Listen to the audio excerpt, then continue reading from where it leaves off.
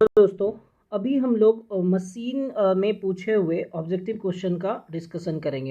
ये प्रश्न जो है 2018 में पूछे गए हैं सेमेस्टर एग्जाम 4th सेमेस्टर में, है ना। तो आइए हम लोग पहला सवाल देखते हैं।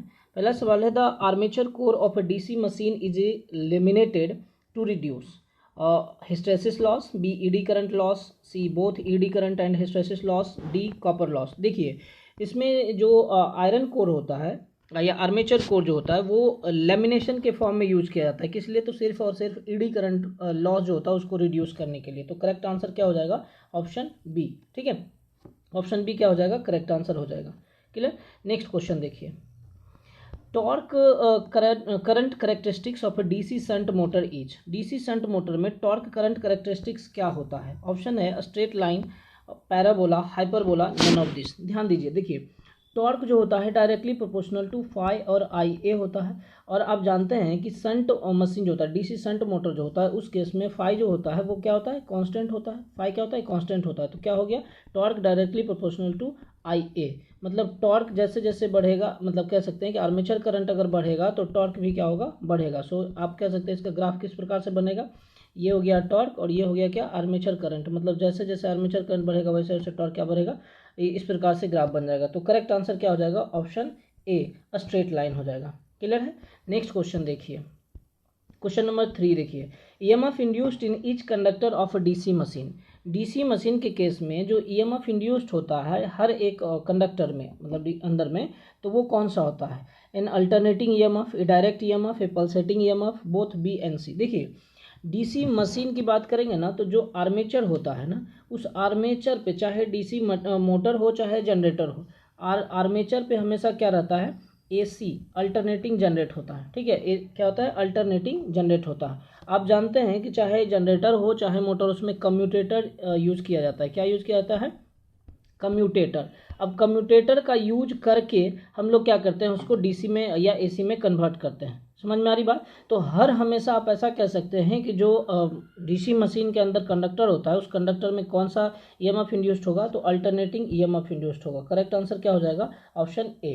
क्लियर है। देखिए चाहे डीसी मोटर हो चाहे डीसी जनरेटर, आर्मेचर पे हमेशा होगा अल्टरनेटिंग ईएमएफ जनरेट होगा। या ध्यान रखिएगा, ये काफ़ी कंफ्यूजन वाला थोड़ा सा है, कंफ्यूज हो जाइएगा। ठीक। नेक्स्ट क्वेश्चन देखिए, field coil of DC machine are made up of. जो फील्ड कॉइल होता है डीसी मशीन के अंदर वो किस चीज़ का बना होता है? Carbon, copper, mica, steel. देखिए कार्बन का रहता है ब्रश बना हुआ। ठीक है, आपसे पूछा जाएगा ब्रश किसका बना होता है, तो कार्बन का रहता है। और ये जो कॉपर होता है ना, ये कॉपर जो होता है, कॉपर का जो होता है फील्ड कॉइल बना होता है। तो इसका करेक्ट आंसर क्या हो जाएगा? Option B. ठीक है, करेक्ट आंसर क्या होगा? Option B. बाकी माइका जो होता है इंसुलेशन के लिए यूज किया जाता है। और कहीं कहीं सिलिकॉन स्टील जो होता है आप कह सकते हैं उसका फ्रेम वगैरह बनाने के लिए यूज किया जाता है। ठीक, सिलिकॉन स्टील का जो है आप कह सकते हैं कि कोर बनाने में भी यूज़ किया जाता है ना। यहाँ फ्रेम बनाने में नहीं कह सकते उसको, कोर बनाने, कोर जो होता है वो भी बनाया जाता है। सिलिकॉन स्टील वगैरह का इस्तेमाल करते हैं। जो फ्रेम होता है वो आयरन का बना होता है। ठीक। नेक्स्ट क्वेश्चन देखिए, the starter of a DC motor is use to limit. देखिए स्टार्टिंग के केस में बात करेंगे ना तो स्टार्टर जो होता है लगाया जाता है ना। चाहे डीसी मोटर हो या मोटर हो या फिर इंडक्शन मोटर हो, हर एक में स्टार्टर का यूज़ किया जाता है।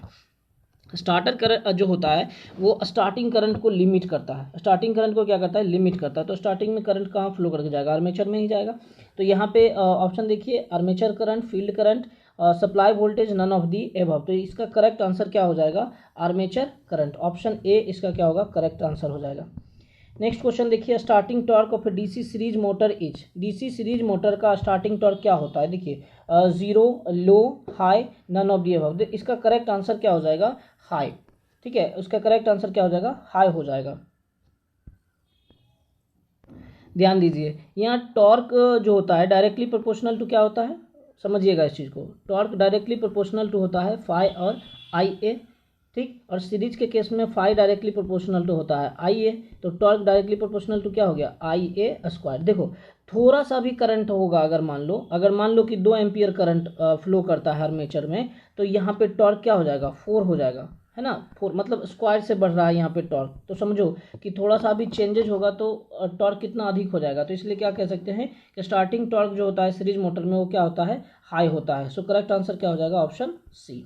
नेक्स्ट क्वेश्चन देखिए, नेक्स्ट क्वेश्चन है आपका, यहाँ पे ध्यान दीजिए, lap winding is suitable for dash current dash voltage of DC machine, high low, B है लो हाई, ऑप्शन सी है लो लो, ऑप्शन डी है हाई हाई। देखिए लैप वाइंडिंग जो होता है ना हाई करंट के लिए होता है, हाई करंट और लो वोल्टेज के लिए ये सुटेबल होता है। समझ में आई बात, ये क्या हो जाएगा, लैप जो होगा लैप वाइंडिंग ये हाई करंट और लो वोल्टेज के लिए सुटेबल होगा। अगर इसी में आपसे पूछा जाएगा वेव वाइंडिंग, ठीक है, आपसे पूछा जाएगा वेव वाइंडिंग, तो वेव वाइंडिंग जो होता है हाई वोल्टेज, क्या हो जाएगा, हाई वोल्टेज और लो करंट, हाई वोल्टेज और लो करंट होता है, वाइस वर्सा कह सकते हैं। तो यहाँ पे करेक्ट आंसर इसका क्या हो जाएगा, option A. So lap winding is suitable for high current and low voltage of DC machine. ध्यान दीजिएगा ये दोनों क्वेश्चन पूछा जाता है एग्जाम में आपका। नेक्स्ट क्वेश्चन ध्यान दीजिए, नेक्स्ट क्वेश्चन आपका है 8 number, if the flux in A DC motor is decrease the flux of motor will be. कह रहा है कि अगर डीसी मोटर के केस में फ्लक्स अगर डिक्रीज करता है तब क्या होता है, स्पीड जो होगा उसका क्या होगा। देखिए इसका आप अगर पढ़े होंगे ईएमएफ इक्वेशन अगर पढ़े होंगे या आप एक डेरिवेशन आप इस प्रकार से पढ़े होंगे, N directly proportional to E/5, है ना, N directly proportional to E/5। अब बोल रहा है कि फ्लक्स को अगर आप डिक्रीज करो, ध्यान दो यहाँ पे फ्लक्स अगर ये डिक्रीज होता है तो स्पीड क्या हो जाएगा, इंक्रीज करेगा। तो यहाँ पे ऑप्शन है आपका increase, decrease, remains unaltered, D है increase and decrease time to time creating unstability. तो करेक्ट आंसर क्या हो जाएगा, इंक्रीज हो जाएगा। समझ में आ रही बात, यहाँ फ्लक्स अगर रिड्यूस करता है तो करंट क्या हो सॉरी स्पीड क्या हो जाएगा, वो इंक्रीज करेगा। क्लियर।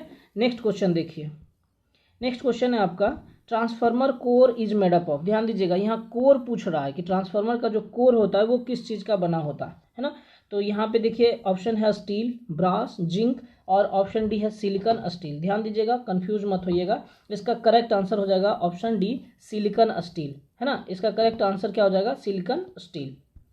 नेक्स्ट क्वेश्चन देखिए, नेक्स्ट क्वेश्चन है आपका, transformer does not transform. Transformer क्या होता है, डज नॉट ट्रांसफॉर्म बोल रहा है, तो ऑप्शन इसका ध्यान दीजिए, ऑप्शन ए है पावर, ऑप्शन बी है वोल्टेज, ऑप्शन सी करंट और option D none of the. देखो यहाँ पे जो है ना इसका आंसर होना चाहिए none of the above. Transform सबको करता है, वो वोल्टेज और करंट के लेवल को चेंज करता है ये भी कह सकते हैं, और पावर को भी वो क्या करता है, ट्रांसफॉर्म करता है। समझ में आ रही बात, तो यहाँ पे आंसर इसका क्या हो जाएगा, नन ऑफ दी अबव। अगर क्वेश्चन में रहता है ए ट्रांसफार्मर ट्रांसफॉर्म, तो आंसर इसका क्या हो जाता है, पावर। पावर को क्या करता है, ट्रांसफॉर्म करता है और फिर वोल्टेज और करंट के लेवल को चेंज करता है। ठीक है, ऐसे एक बार इसको आप देख लीजिएगा। नेक्स्ट क्वेश्चन देखिए, ट्रांसफार्मर एक्शन रिक्वायर्स। ट्रांसफार्मर जो होता है उसमें कैसे ईएमएफ इंड्यूस होता है, उसमें कौन सा मैग्नेटिक फ्लक्स होता है, तो constant magnetic flux, increasing magnetic flux, alternating magnetic flux और अल्टरनेटिंग इलेक्ट्रिक फ्लक्स। देखो इसमें हो जाएगा ऑप्शन सी जो होगा इसका क्या होगा, करेक्ट आंसर हो जाएगा अल्टरनेटिंग मैग्नेटिक फ्लक्स इसमें यूज किया जाता है। ठीक है, ट्रांसफार्मर के अंदर अल्टरनेटिंग मैग्नेटिक फ्लक्स यूज किया जाता है।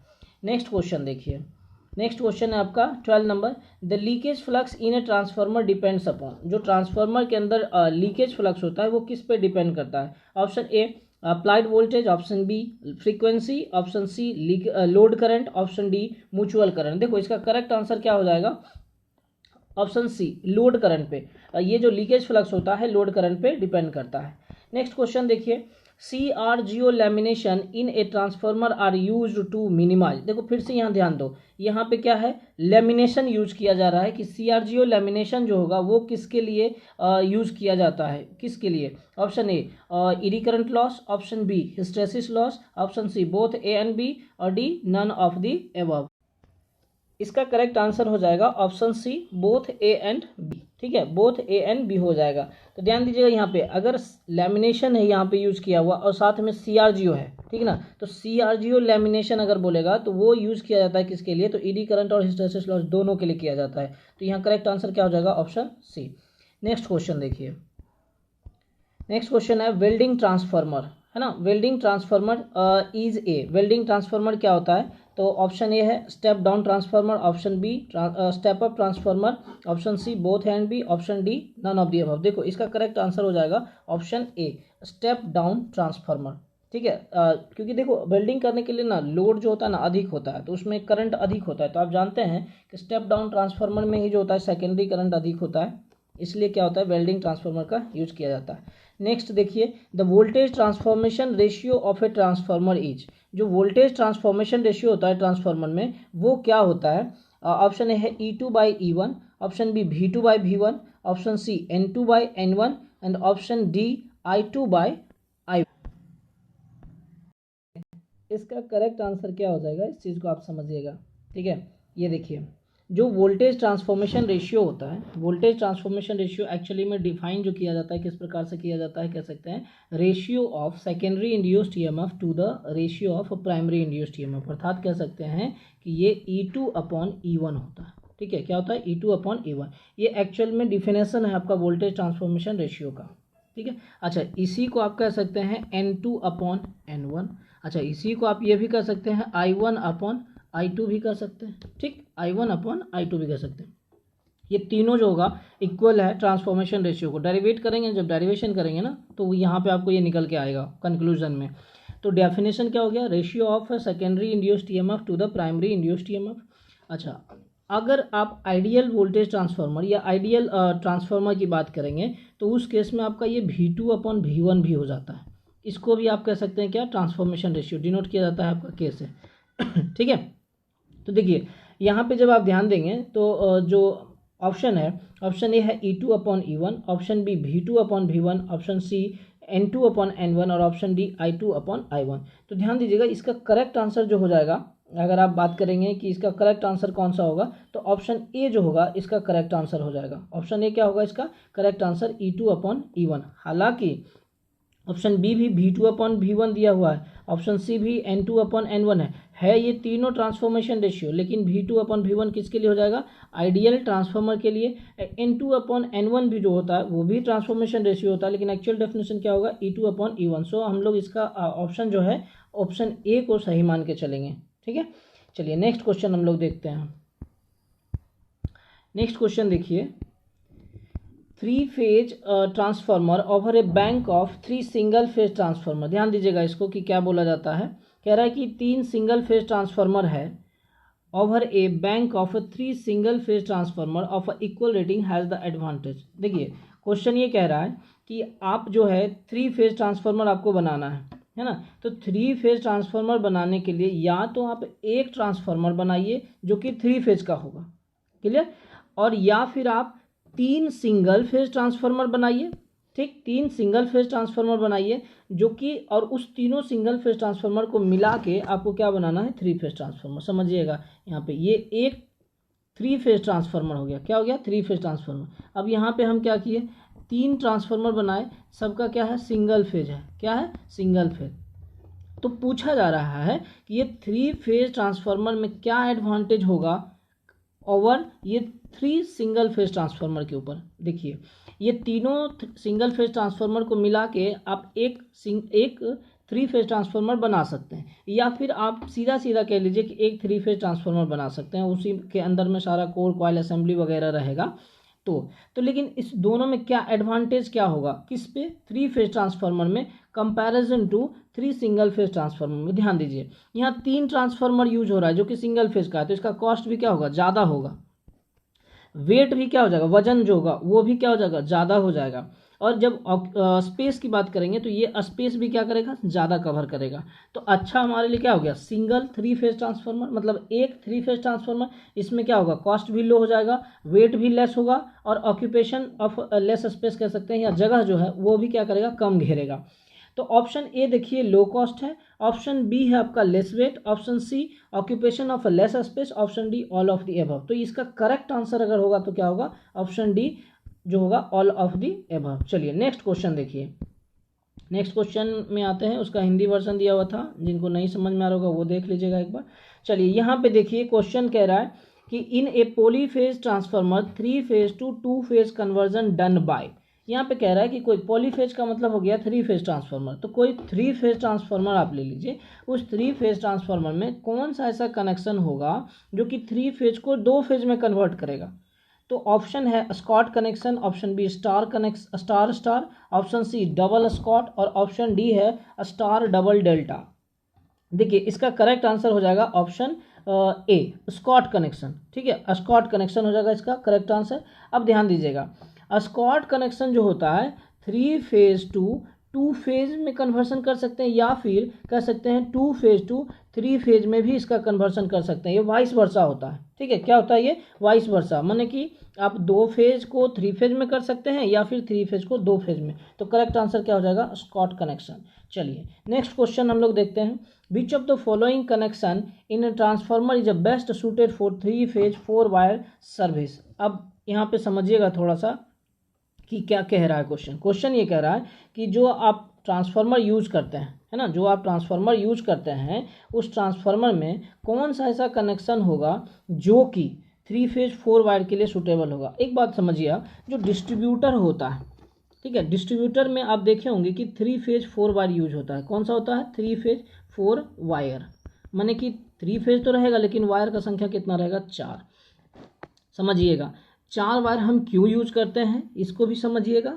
ठीक, क्योंकि ये सब ये जो है ना आपसे पूछा जाएगा, कभी आप इंटरव्यू देने वगैरह जाएंगे ना तो उसमें भी आपसे ये सवाल पूछा जाएगा कि हम डिस्ट्रीब्यूशन लाइन में या डिस्ट्रीब्यूशन ट्रांसफार्मर में 3 फेज 4 वायर का यूज़ क्यों करते हैं, है ना। सेकेंडरी साइड में देखिए यहाँ पे समझिएगा कि ट्रांसफार्मर का कनेक्शन जो रहेगा अलग अलग प्रकार का रहता है, ये जानते हैं। Based on connection of transformer कह लेते हैं, उसको डिवाइड किया जाता है या सॉरी क्लासिफाइड किया जाता है, star star delta delta delta star star delta, कुछ इस प्रकार से, है ना।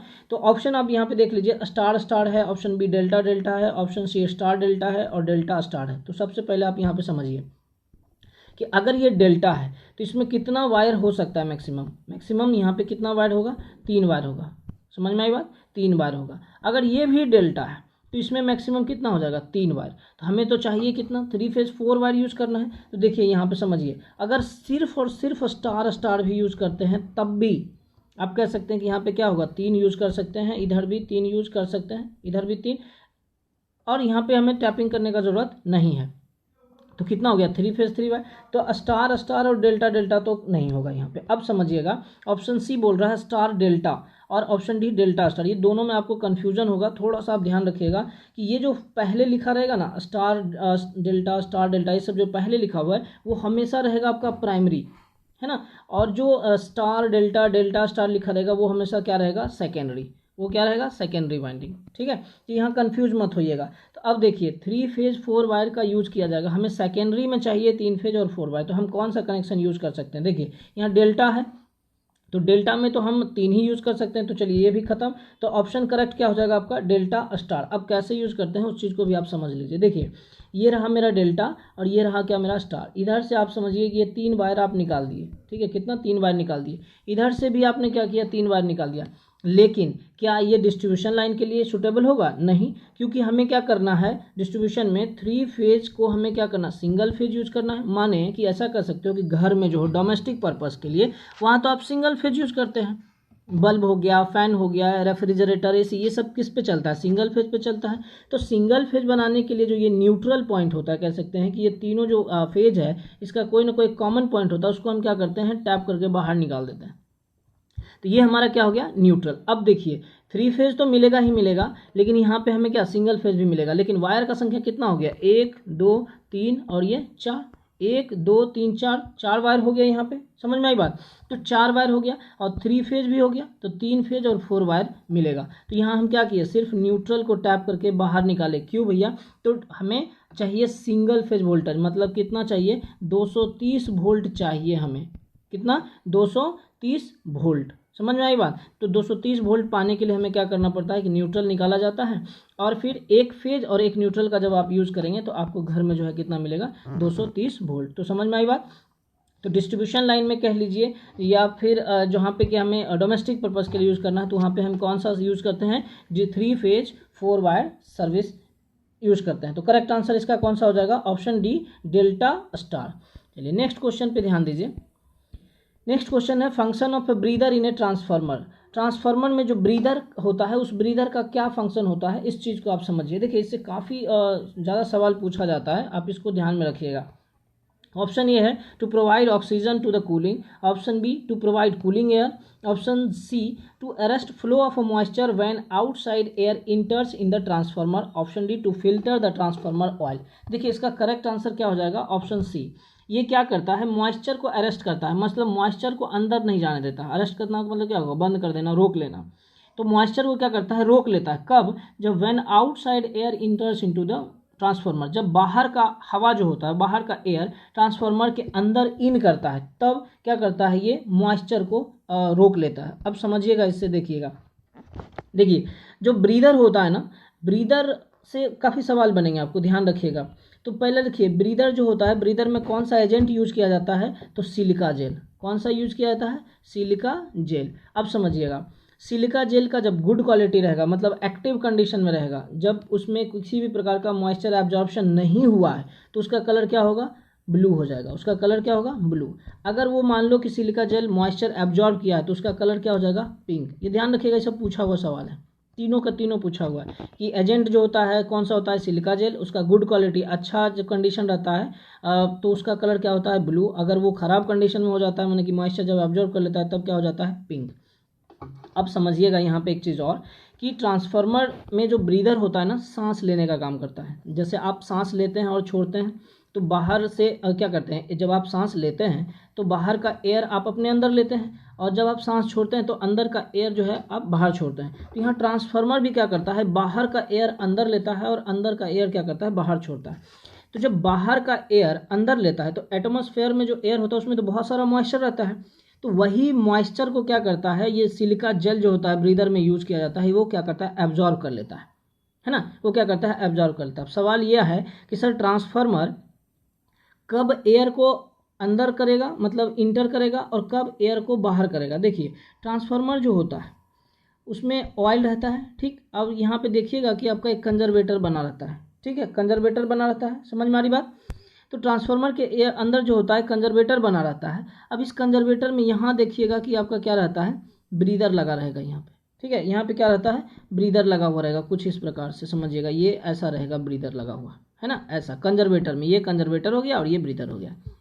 इसके अंदर सिलिका जेल, यहाँ पे जो है ना होल रहता है बना हुआ, थोड़ा छोटा छोटा छिद्र टाइप से बना रहेगा, ताकि अंदर का एयर जो है मतलब बाहर का एयर अंदर जा सके। अब ये बाहर का एयर कब अंदर जाएगा, समझिएगा। ये भी सवाल पूछता है कि ट्रांसफार्मर कब ब्रीथ इन करता है, कब ब्रीथ आउट करता है।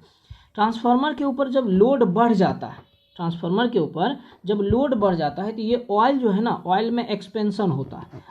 ऑयल है ट्रांसफार्मर के अंदर, उसके अंदर उसमें एक्सपेंशन और कंट्रैक्शन दोनों होता है। तो ये जो ऑयल है, जब लोड बढ़ता है तो करंट बढ़ता है, करंट बढ़ने की वजह से जो ऑयल होता है वो हीट करता है। जब ऑयल हीट करेगा ना, तो ऑयल में एक्सपेंशन होगा, मतलब ऑयल क्या करेगा, फैलेगा। अच्छा, जब ऑयल फैलेगा तो क्या करेगा, ये ऐसे करके यहाँ पे कंजर्वेटर तक आएगा। कंजर्वेटर में भी 1/3 वॉल्यूम जो होता है, जो कंजर्वेटर का वॉल्यूम होता है, उसके वॉल्यूम का 1/3 जो होता है ऑयल फिल रहता है, बाकी खाली रहता है। तो जब ऑयल जो है एक्सपेंड करता है, तो यहाँ कंजर्वेटर में क्या करता है, ऑयल यहाँ पे भरने लगता है, और इसी दौरान क्या करता है, जो अंदर का एयर होता है वो बाहर निकलता है। क्या करता है, वो बाहर निकलता है। समझ में आई बात। तो यहाँ पे क्या हो गया, ब्रीथ आउट, मतलब सांस छोड़ रहा है। तो आपसे पूछा जाएगा कि ट्रांसफार्मर ब्रीथ आउट कब करता है, सांस मतलब ब्रीथ आउट कब करता है, तब जब लोड उस पर बढ़ता है। क्या होगा, लोड जब बढ़ता है। अब देखिए पूछा जाएगा कि ट्रांसफार्मर ब्रीथ इन कब करता है। तो अब मान लीजिए लोड घट रहा है, जब लोड घटेगा तो ये ऑयल जो होगा धीरे धीरे क्या होगा, ठंडा होने लगेगा, है ना। मतलब हॉट जो होगा वो धीरे धीरे टेम्परेचर उसका घटने लगेगा, और जब टेम्परेचर घटने लगेगा तो वो क्या करेगा, कॉन्ट्रैक्ट करेगा, मतलब सिकुड़ना स्टार्ट कर देगा। और जब वह सिकुड़ना स्टार्ट कर देगा, जब ट्रांसफर मतलब जो ऑयल है वो सिकुड़ेगा, तो बाहर का एयर जो है अंदर जाना स्टार्ट हो जाएगा। और ये बाहर का एयर जो होता है उसमें क्या रहेगा, मॉइस्चर रहता है। समझ रहे बात को, बाहर के एयर में मॉइस्चर रहता है। वो मॉइस्चर जो होता है मतलब इसी सिलिका जो ब्रीदर होता है, इसी से आपका एयर जो है अंदर जाता है। तो यहाँ पे जो सिलिका जेल रहता है ना, ये मॉइस्चर को एब्जॉर्ब कर लेता है। मॉइस्चर क्या होता है, एब्जॉर्ब कर लेता है, और एयर जो है ट्रांसफार्मर के अंदर आ जाता है। तो किसी भी प्रकार का कोई परेशानी नहीं होती है। लेकिन यहाँ पे ये समझिएगा कि जब ट्रांसफार्मर अंदर मतलब एयर जब अंदर जाता है तो उसको हम क्या बोल रहे हैं, ब्रीथ इन। क्या होता है, ब्रीथ इन। और ये जो समझिएगा सिलिका जेल जो होता है ना, जैसे ही मॉइस्चर को एब्जॉर्ब कर लेगा ना, तो इसका कलर क्या होता है, चेंज होने लगता है, और कलर चेंज होकर क्या हो जाएगा, पिंक। ठीक है, कलर चेंज होकर क्या हो जाएगा, पिंक। तो मतलब होता है कि मॉइस्चर एब्जॉर्ब कर लिया। तो आप कभी कभी देखे होंगे कि कोई सा ट्रांसफार्मर अगर लगा होता है तो उसमें सिलिका जेल जो लगा रहेगा ना, वो कभी पिंक कलर का रहता है। तो आपको ये समझ जाना है कि वो पिंक कलर जो है ना, गुड क्वालिटी का नहीं है, मतलब वो खराब हो चुका है। उसको रीएक्टिवेट करना पड़ेगा या एक्टिवेट करना पड़ेगा। एक्टिवेट करने के लिए उसको आप गर्म कर दीजिएगा तो उससे मॉइस्चर खत्म हो जाता है ना, हीट करके मॉइस्चर खत्म हो जाता है, फिर से वो क्या होता है, वापस ब्लू कलर में आ जाता है। क्लियर। चलिए, तो यहाँ पता चला आपको कि ब्रीदर का काम क्या क्या रहता है। ये सारे सवाल आपको पूछे जाएंगे, एग्जाम में पूछे जाते हैं, भी ये पूछे हुए हैं ऑलरेडी। ठीक है, चलिए नेक्स्ट क्वेश्चन देखिए। नेक्स्ट क्वेश्चन है efficiency of an auto transformer for the same output compared to a 2 winding transformer. सवाल ये कह रहा है कि एक आप 2 वाइंडिंग का ट्रांसफार्मर लीजिए, एक आप क्या करिए, 2 वाइंडिंग का ट्रांसफार्मर लीजिए, और एक जो है आप ऑटो ट्रांसफार्मर लीजिए, है ना। क्या कीजिए, ऑटो ट्रांसफार्मर लीजिए। देखिए आप ये जानते हैं, अगर पढ़े होंगे ट्रांसफार्मर तो आपको ये पता होगा कि 2 वाइंडिंग ट्रांसफार्मर में कोर भी अधिक, और फिर आप ये कह सकते हैं वाइंडिंग भी अधिक। क्या होता है, वाइंडिंग भी अधिक होता है। समझ में आई बात। लेकिन जब ऑटो ट्रांसफार्मर का यूज करते हैं तो comparison to 2 winding transformer coil भी कम होता है, माने कि वाइंडिंग में जो कॉपर होता है वो कम यूज होता है। अब ये बताइए कि अगर वाइंडिंग कम यूज होगा, कॉपर यूज कम होगा, तो उसमें कॉपर लॉसेस भी क्या होगा, कम होगा, और अगर लॉसेस कम होगा तो इफिशियंसी क्या हो जाएगा, अधिक हो जाएगा। तो सवाल यही है कि efficiency of auto transformer for the same output compare to 2 winding transformer. जब आप ऑटो ट्रांसफार्मर को 2 वाइंडिंग ट्रांसफार्मर से कंपैरिजन करोगे तो इफिशियंसी किसका अधिक रहेगा। तो चूंकि ऑटो ट्रांसफार्मर में लॉसेस कम है, इफिशियंसी क्या हो जाएगा, इसका अधिक हो जाएगा। तो देखिए करेक्ट आंसर इसका क्या हो जाएगा, ये ऑप्शन में देख लीजिए, ग्रेटर है, लेसर है, पुअर है, और ऑप्शन डी है नन ऑफ दी अबव। तो करेक्ट आंसर क्या हो जाएगा, ऑप्शन ए। समझ में आई बात, ऑप्शन ए हो जाएगा ग्रेटर, करेक्ट आंसर वही होगा। मतलब ऑटो ट्रांसफार्मर का जो इफिशियंसी होता है वो क्या होता है, अधिक होता है कंपैरिजन टू 2 वाइंडिंग ट्रांसफार्मर।